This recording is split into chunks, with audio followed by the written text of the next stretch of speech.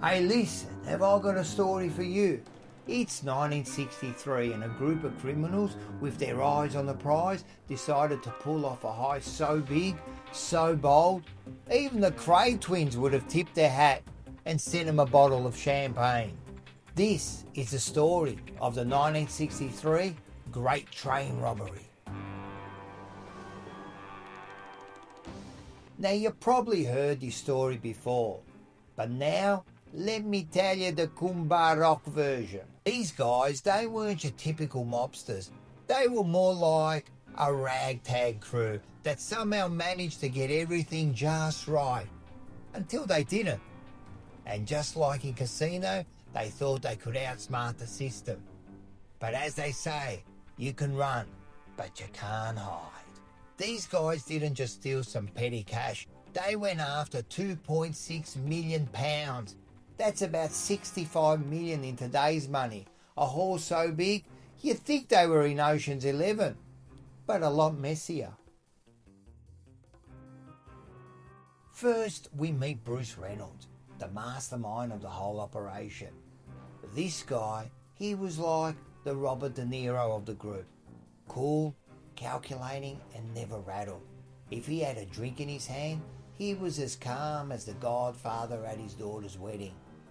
He wasn't about the flash. He was about getting the job done.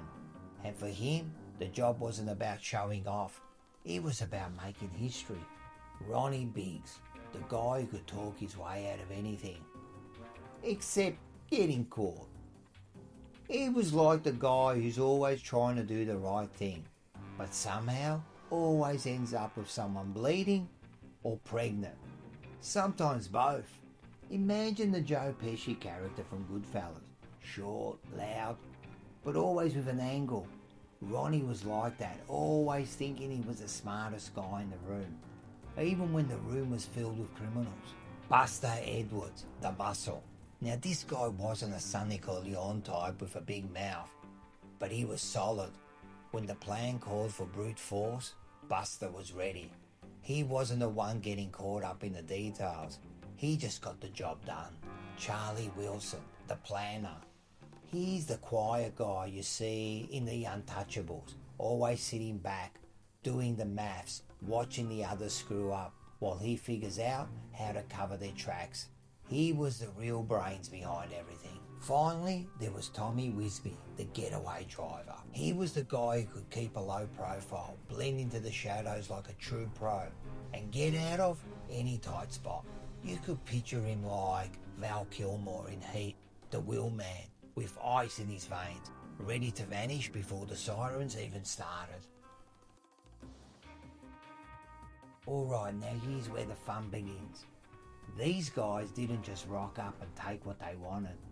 They had to set everything up just right, like they were planning the royal visit, but with balaclavas. They had to make sure all the pieces were in place because this was the Royal Mail train, which was packed with more cash than Uncle Gino's mattress.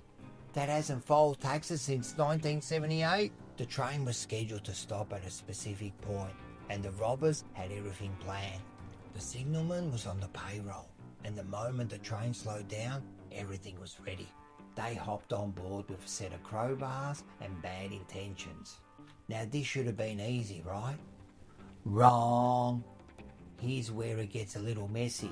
The train driver, Jack Mills, wasn't exactly rolling over like a puppy dog. This guy wasn't having it. He fought back. Imagine being in his shoes. 1 minute you're driving your train. The next minute, some guys jump in with masks and start yelling at you. Like when Nonno yells at you for cutting the prosciutto wrong. Mills tried to resist, but one of them stepped in and cracked him over the head with an iron bar, dropping him to the floor. From that moment, the train was theirs. No shouting, no panic, just cold practiced silence as the crew moved in. Everyone on board knew this wasn't a robbery, it was a takeover. But now here's the real twist. The robbers didn't realise the guy they knocked out wasn't your typical British rail driver. See, the guy they brought with them, Stan Agate, or Pop for short, he wasn't familiar with this specific train, a luxury high-speed locomotive. It's like thinking you're going to drive a Ferrari, but then being handed the keys to an F1 car. A whole different beast. Now, they had control of the train, but they didn't know how to drive it. You can imagine the scene. It's like an Italian Christmas where everyone's yelling, but no one knows what's going on. Two of the gang members, Roger Caudry and Roy James, tried to move the train, but couldn't get it going. So in the end, Jack Mills, injured and bleeding, was forced to drive the train himself under their orders. He drove it for about a mile to a pre-planned stopping point at Bridego Bridge, where the gang offloaded the loot. Now it was time to unload the cash. And when I say cash, I mean bags of money. Big bags. You think these guys were in the middle of a Mission Impossible scene? But instead of high-tech gadgets, they had crowbars and a handful of nerves. The plan was simple: grab the money, get out fast, and that's exactly what they did. They weren't thinking about the long term. They were thinking about the big payday, like a bunch of guys at the Monte Carlo casino floor, betting it all. But instead of champagne and cigars, they had bags of cash and feeling untouchable. Now, once the job was done, these guys didn't exactly lay low like seasoned criminals. They were back in their little cabin in the middle of nowhere, enjoying their spoils. "Take it easy, boys," one of them probably said, like they were in the middle of a Marlon Brando scene, enjoying the after party. But these guys were a little bit too comfortable. No one bothered to burn the getaway car. Big mistake. They even had the audacity to be playing cards, probably listening to some Dean Martin songs, acting like they had just pulled off the biggest heist of the century and were never going to get caught. But you see, as in every good movie, the law was already on their tail. You can't just rock up into town and not get noticed. And the robbers, they weren't quite as slick as they thought they were. They would have got away with it too if they had just cleaned up after themselves. But instead of just disappearing, the crew left behind a forensic buffet, fingerprints on the bottles, dishes, even the Monopoly board. Then someone tipped off the cops. They found the hideout, the getaway cars, and then arrested one bloke who cracked under pressure. He started naming names, just like that. The whole thing unraveled. Bada bing, bada boom, the dream was over. Ronnie Biggs thought he could just lay low in Brazil, thinking he could live the rest of his life like some James Bond villain. But the cops were onto him. They were looking for any sign, and sure enough, they found it. The others, they made too many mistakes, spending their newfound cash too quickly, acting like Vito Corleone in a moment of power, but without the finesse. One by one, they all got pinched. Not because the cops were geniuses, but because these bananas couldn't keep their mouth shut. No clever twist, just kebab shop talk, a dodgy purchase or two, and someone's missus buying a new fridge in cash. That's what brought it down.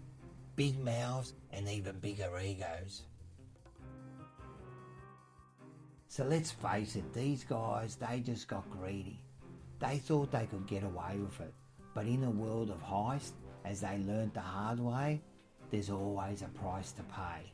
You can't just pull off the perfect job and get away without a little heat.